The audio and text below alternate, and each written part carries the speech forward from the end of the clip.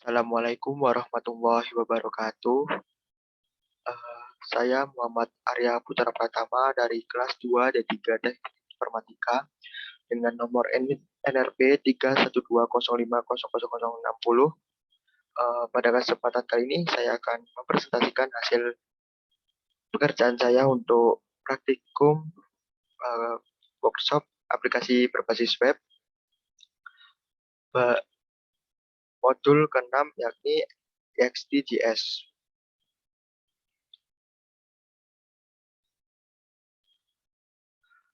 Oke, di sini apa sih XDJS itu?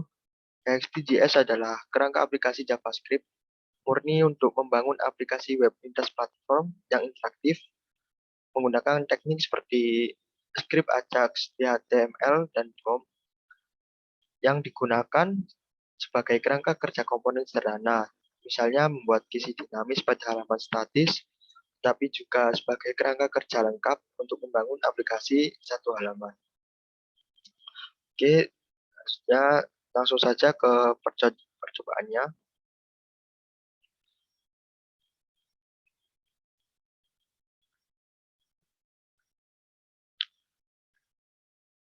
Nah, di sini percobaan untuk modul ke-6 XDJS.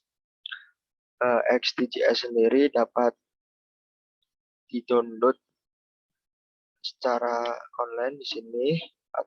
Nantinya akan berbentuk file. Nah, ini nanti zip download. Tapi untuk percobaan kali ini saya menggunakan link JDN atau link online untuk XDJS-nya seperti apa yang di percobaan kali ini.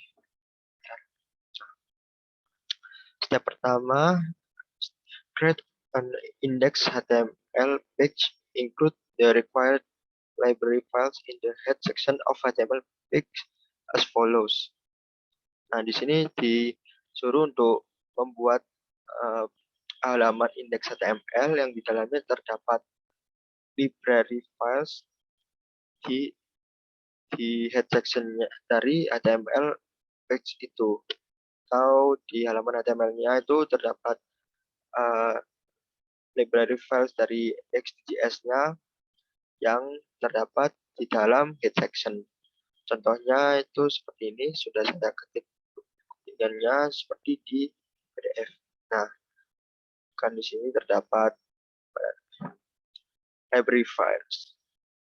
Di sini terdapat library files dari XDJS-nya. Saya menggunakan link JDN online. Seperti itu. Di percobaan pertama ini disuruh untuk membuat program sederhana yang menampilkan first XDJS Hello Program dengan titel dari panel itu sendiri adalah Hello World. Bentar, ini codingannya seperti apa yang ada di PDF.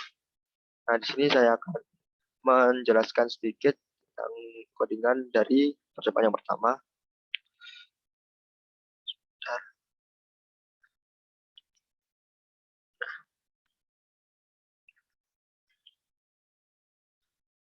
Nah, yang di sini terdapat ext onReady, yang mana metode ini akan memanggil XDJS ketika sudah ready atau sudah siap untuk merender dari elemen XDJS itu. Nah, di sini XDJS function, mana nanti ini digunakan untuk memanggil elemen XDJS-nya yang sudah dirender. Nah, di sini terdapat metode yang kedua yakni XDCreate yang digunakan untuk membuat suatu objek di dalam XDJS. Here we are creating an object of simple panel class activity panel. Di mana di sini saya membuat suatu objek simple panel dan kelasnya XDPanel. Nah, selanjutnya terdapat XDPanel is the predefined class in the XDJS for creating a panel. XDPanel ini merupakan class yang tersedia di dalam XDGS untuk membuat suatu panel. Selanjutnya, every XDGS class has different properties to perform some basic functionalities. Setiap kelas yang terdapat di XDGS memiliki fungsi yang berbeda dan properti yang berbeda-beda juga. Nah, di dalam XDPanel class terdapat various properties such as terdapat beberapa properti antara lainnya seperti render to di sini, yang mana elemen ini digunakan untuk merender lower panel di dalam div ID yang terdapat pada HTML. Ini render to div ID yang di sini. Nah, selanjutnya terdapat height and width properties are for customizing the size of the panel. Height and width ini digunakan untuk mengcustom dari ukuran panelnya, yang mana height itu tinggi dan width itu lebarnya. Dan detail merupakan properti judul dari panel. Dan di dalam panelnya terdapat properti HTML yang digunakan untuk konten yang nantinya akan ditunjukkan di dalam panel tersebut. Baik, selanjutnya di sini disuruh untuk membuka indeks HTML-nya. Tetapi di sini kan namanya indeks HTML, saya menambahkan percobaan satu. Oke, saya membuka localhost menggunakan XMPP seperti biasa, seperti ini. Di sini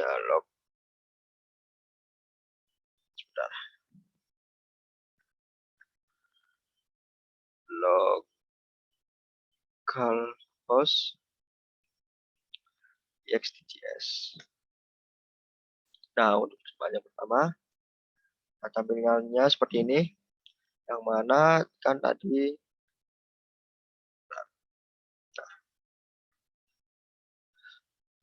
di sini panelnya memiliki judul Hello World, dan di dalam panel tersebut terdapat konten yang berisi suatu teks first XDGS Hello World program. Seperti itu. Untuk seperti warna biru yang di sini itu mengikuti dari tema yang sudah saya hubungkan dengan link JDN-nya.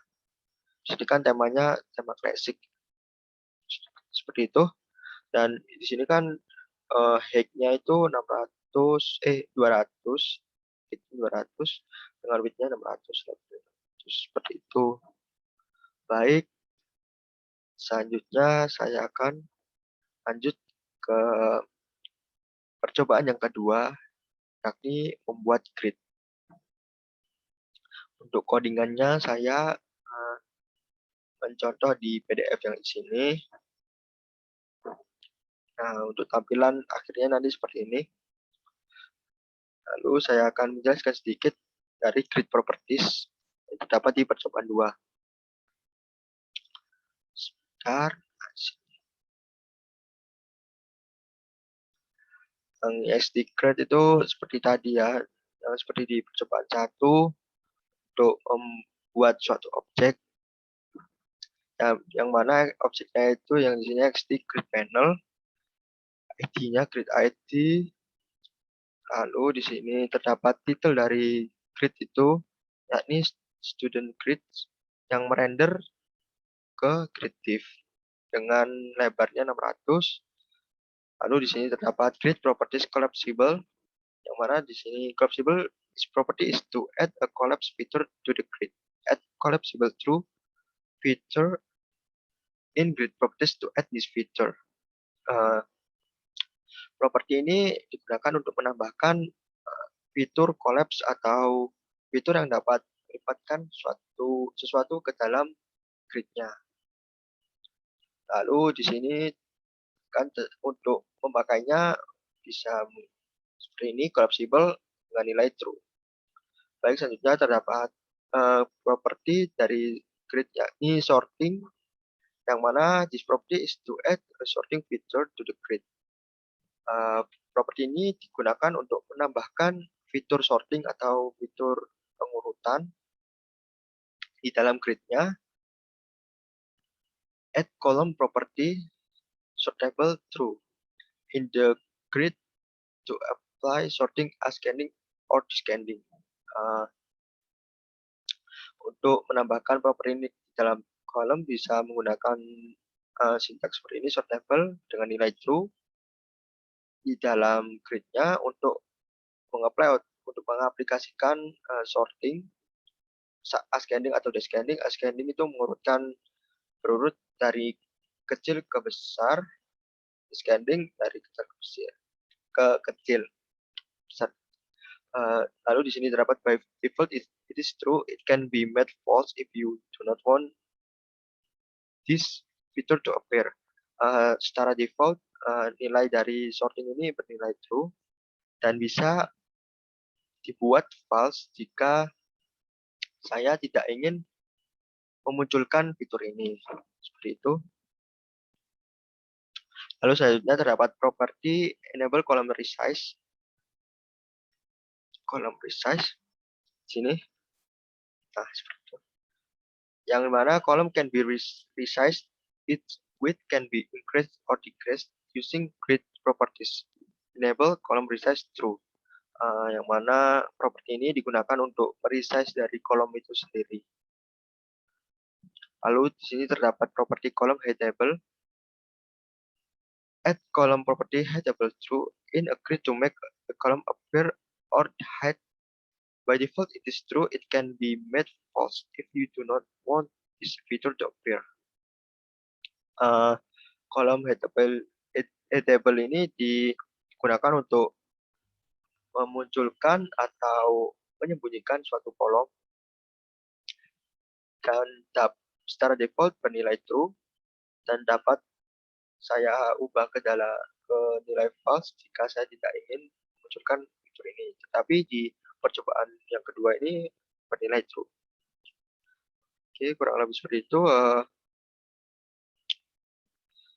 Lalu di sini terdapat columns dengan either-nya student name, either age, data index-nya juga, either-nya marks. Seperti itu. Lalu di sini terdapat data dari tabelnya.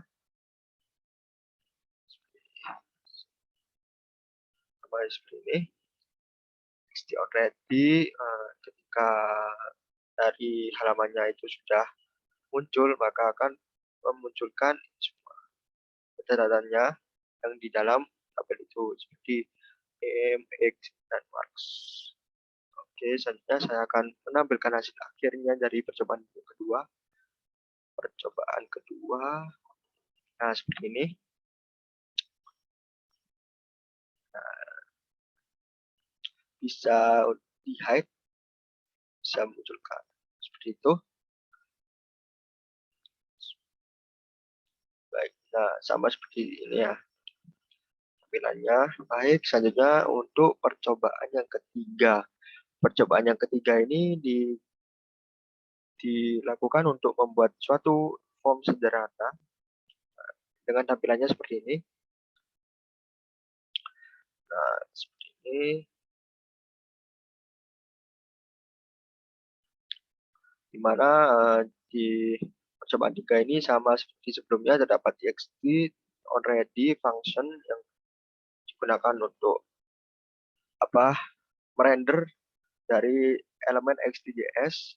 Lalu di sini XT-Grad digunakan untuk membuat objek, yakni XT form panel membuat objek form panel dengan ID new form yang merender ke dalam form ID dengan border bernilai true yang berarti akan memunculkan suatu border dengan width atau lebar 600 dan di dalamnya terdapat item suatu type text field. Nah, seperti ini text field. Field labelnya berjenis text field ini. Lalu terdapat display field dengan label display field Lalu terdapat text area dengan label text area seperti ini. Lalu terdapat date picker, button, lalu terdapat radio field seperti ini. Terdapat checkbox, lalu terdapat checkbox, lalu terdapat hidden field, number field, spinner field. Itu lalu di sini terdapat suatu kondisi yang operate on spin up using is not necessary. Oke. Selanjutnya di sini ada time field, combo box. Nah, seperti itu ya. Untuk dari item-item yang di dalam form percobaan yang ketiga. Baik, selanjutnya saya akan menampilkan hasil akhir dari percobaan ketiga. Nah, sama seperti yang ada di PDF. Ini dapat di input suatu inputan, ini juga sini dapat date picker, ini dapat button, ini radio button, lalu terdapat checkbox, dapat break, nah itu lalu terdapat spinner field, terdapat time field, combo box, dan di sini terdapat file field yang dapat mengimport suatu file. Oke, baik. Sekian presentasi dari saya. Kurang lebihnya mohon maaf. Wassalamualaikum warahmatullahi wabarakatuh.